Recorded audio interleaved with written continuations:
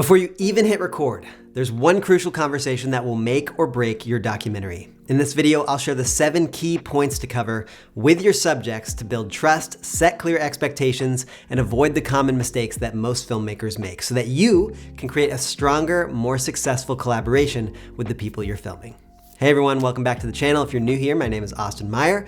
I am a Bay Area-based documentary filmmaker, National Geographic Explorer, and on this channel I share the field-tested skills, mindsets, and lessons that have helped me on my journey as a documentary filmmaker. One of the biggest mistakes that I see documentary filmmakers make, which dooms projects from the jump, is not clearly explaining to subjects what it means to be a part of your documentary. Speeding through this conversation or not having it at all is a recipe for disaster. Expectations get misaligned, trust has no foundation, and the odds that your subject will back out after you've already spent tons of time and money go way up. So please hear me on this. Before you start your next documentary, you need to have a carefully planned and thought out conversation with your participants about what it means to be a part of your project. And it's not as easy as just saying, hey, do you want to be in my documentary? I mean, the word documentary means endless things to people. If you came to me asking if I would be a part of your documentary, I would have no idea what you were asking me. Does that mean you want an hour of my time for a sit-down interview? Does that mean you are going to shadow my every move for 6 months? Does that mean you're going to be interrupting my day-to-day life? If you're not clear about your process up front, you're going to lose trust very quickly when expectations are not aligned. So when you approach someone to be a part of your documentary, it is your responsibility as the filmmaker to give that person as good a sense as possible of what they're agreeing to. When I first approach people to be a part of my documentary film projects, this is a lengthy conversation. It's not an email. It is sitting down face to face, oftentimes over the course of days or weeks. And throughout that time, it's a back and forth where I explain to them the key parts of my process. And I also answer any questions that they have. In general, there are 7 key points that I like to cover during this conversation. The first thing I start with is the who, what, and why. I let a subject know who I am, what the project I'm filming is about, and why I'm making it. For the who, I share my experience, my resume of sorts, and most important, my previous and representative work samples. I want people I'm working with to understand my background, to trust my skill set, and to also see what else I have made that might help them visualize what this project will be like. And then, even though we can't know exactly how our documentary will play out, I always like to give people a sense of what it is, or what it could be. This could be as short as giving them the log line or a short summary. It can also be as involved as walking them through how the story might appear on screen one day so that they can, again, visualize it in their mind. But probably the most important moment in this initial conversation is to share your why. Why are you making this? Why do you care about this story, these themes? How do you want this story to make an impact? And also, combining the who and the why are you the right person to make this?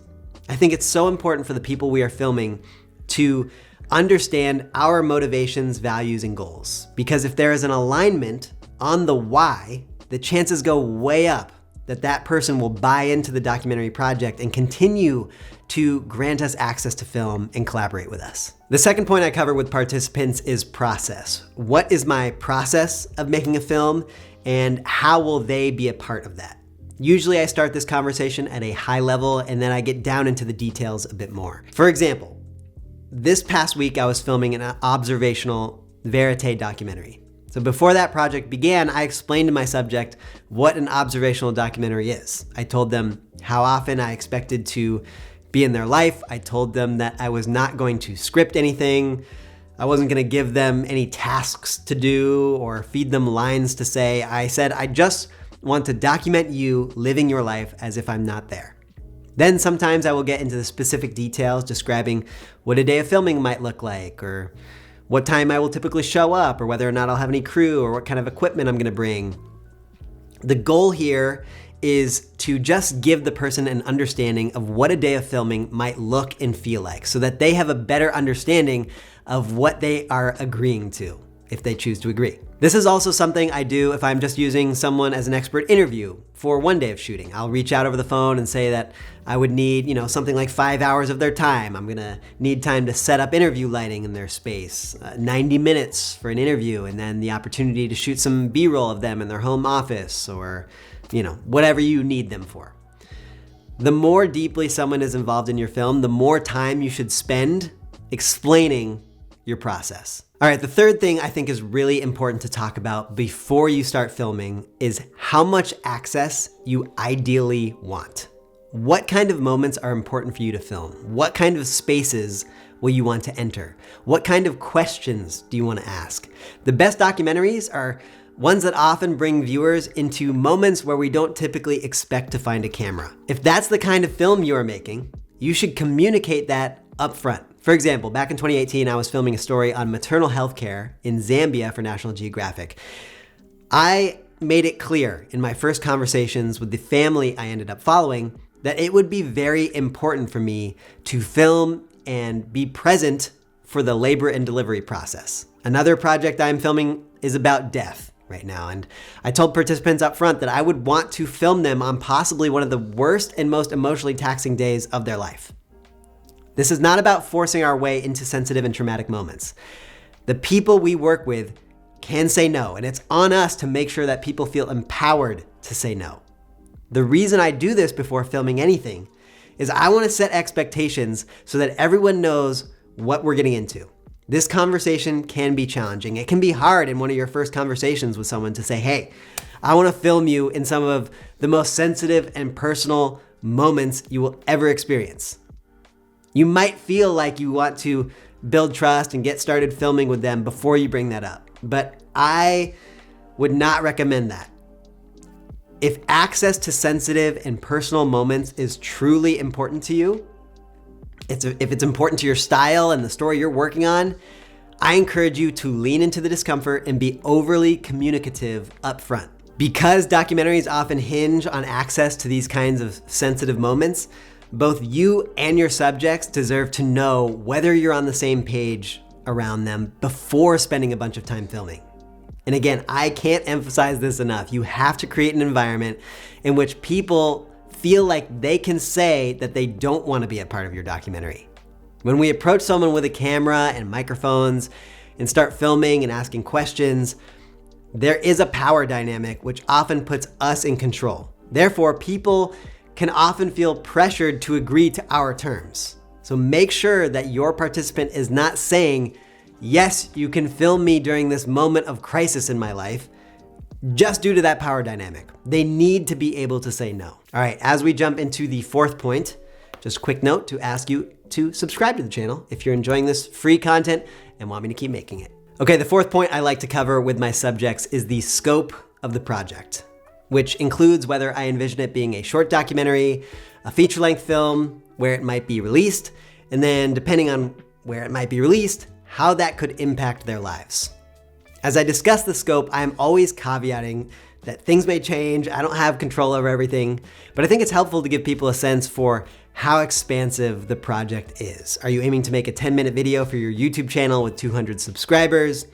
Or are you aiming to make a feature-length film for Sundance and Netflix? If you're aiming to make a film that you believe could be bought by a major streaming platform or be published by a digital outlet with a large following, your subject should be aware of this, because the public release of a film can have serious ramifications on someone's life. I once worked on a documentary film that featured a high school student who was going into the US military. Now, while casting this character, the director I was working with spent a lot of time explaining to this 18-year-old that appearing in a film like this could have serious impacts on their life, and they needed to consider that. And I remember thinking that was a very admirable thing for the director to do, because it would have been so easy to just get access to the first high schooler who said yes and jump right into filming. It can be hard to explain to our participants why they might not want to be in our film, or what they might want to consider that they currently are not. But it is a more ethical way of making stories, because we as filmmakers have knowledge that our subjects do not. Now, based on where I am in my filmmaking career, I am often telling participants That this film might come out on my YouTube channel and get 1,000 views, or it might go to Sundance. It might have very little impact. It might have a major one. I don't know. But I share with them what both possibilities might mean for their life. And along those lines of being real about what might happen with the film, the fifth thing that I share with participants is that I cannot give them any guarantee about how much they will be in the film, if at all. This is a tough one because when people open up their lives to us and allow us to film, we as documentarians want to honor that trust. We want to honor their time. But we also have a responsibility as filmmakers to tell the best story we can, that we believe will make the biggest impact. And sometimes that means cutting quotes or cutting people completely out of the film. When I was working on that previously mentioned maternal health project in Zambia, I filmed 2 families over the course of 4 months, one in a rural village and one in an urban township. The goal was to create a film that juxtaposed the unique challenges that mothers faced in those different environments to having a safe and successful delivery.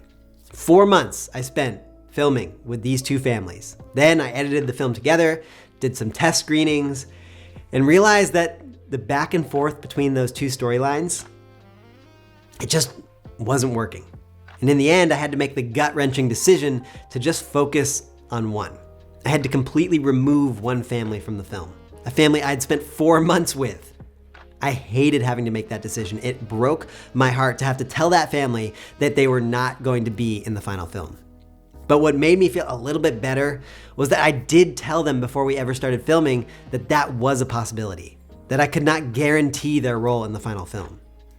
I will say this was a pretty unique situation that I would follow someone for that length of time and cut them out.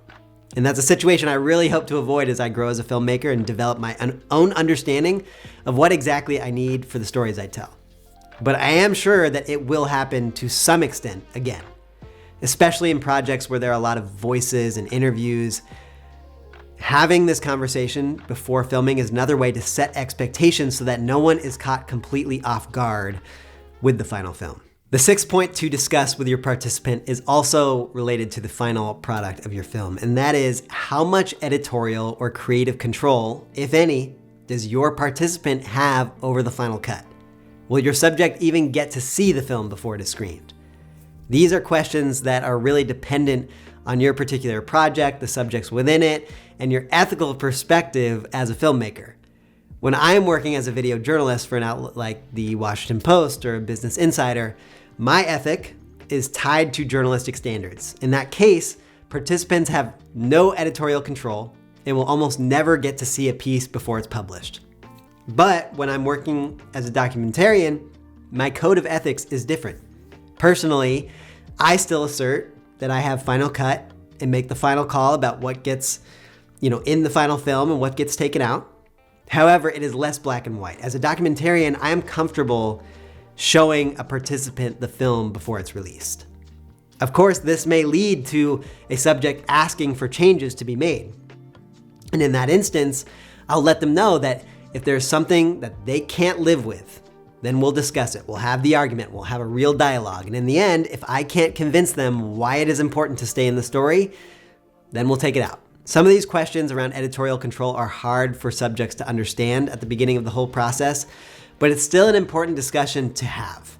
You want to be transparent the whole way through. So take some time up front to share your perspective on editorial control, when you will share the film with your subject, and how much say, if any, they will have in the final release. All right, and the last point I often like to finish on is formally introducing any additional equipment or crew who will be working with me on the project. When we're creating documentaries, our equipment becomes an extension of who we are. So I like to bring out my camera and allow the participant to check it out, hold it, film with it themselves. I bring out the lav mics and explain how they will get used each day and, that we'll film them by taping them under their clothes. I bring out my tripod, my cinesaddle, any equipment that will be a day-to-day presence in their lives, because I don't want any of this equipment to seem intimidating or foreign. I want it to feel familiar. Similarly, if I have any crew, even if they can't be there in person, I want to introduce everyone to each other, even if it's over Zoom, so that the participant knows exactly who is involved in the process of telling their story. I know these 7 steps might feel like a lot, but they are really crucial. This conversation is how you build the foundation of trust with your documentary participants. Without it, your project will suffer and you will be doing a disservice to the people who let you into their lives. If you want to discuss the particulars of how to approach this conversation for your film, check out the link below to book a one-on-one call with me, and we can dig into exactly the film that you are working on. I'll see you next week. Go out and tell some stories.